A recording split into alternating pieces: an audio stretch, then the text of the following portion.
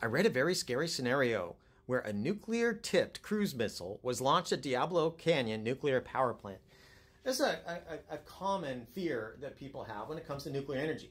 The idea being, what about like Zaporizhzhia? There's a war or a terrorist, something like that.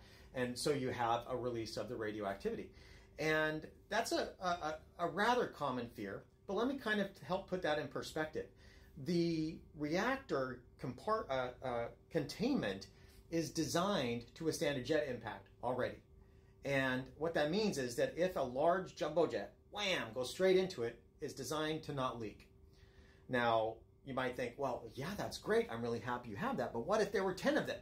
Well, 10 of them, I'm guessing, that would compromise it. The one would not, but the 10 would. And so you could keep bombing it and keep bombing it until you finally broke it and got in there. And then you keep bombing it until you finally broke the reactor core.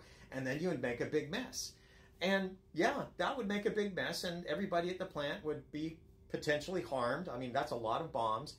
But let's look at this in context. If I took that same number of bombs and I put them in a city, I'd be killing, maybe 10,000 people. Easy. But if I did it at the nuclear power plant, it's already designed so that you've got an exclusion zone outside of that. These older ones, that's the way that they're designed. So if you actually had a meltdown and a release, that there's an exclusion area boundary that's around it where you wouldn't be allowed, people wouldn't be allowed to live. So you've already got this massive buffer that's already there. And if you really wanted to kill people, you'd actually be bombing them, or you'd be bombing the transmission lines. That only takes one, and that takes out the electricity. So the real purpose, the only benefit to spending all of that ammunition on a nuclear power plant is really just to scare people. And it works, right? It works. People are terrified of that concept that you'd be exposed to nuclear radioactivity, even though it would be at levels that are small compared to natural background, what you're already being exposed to. But I mean, that requires a technical understanding of it, and not a lot of people have that. That can be rather rare.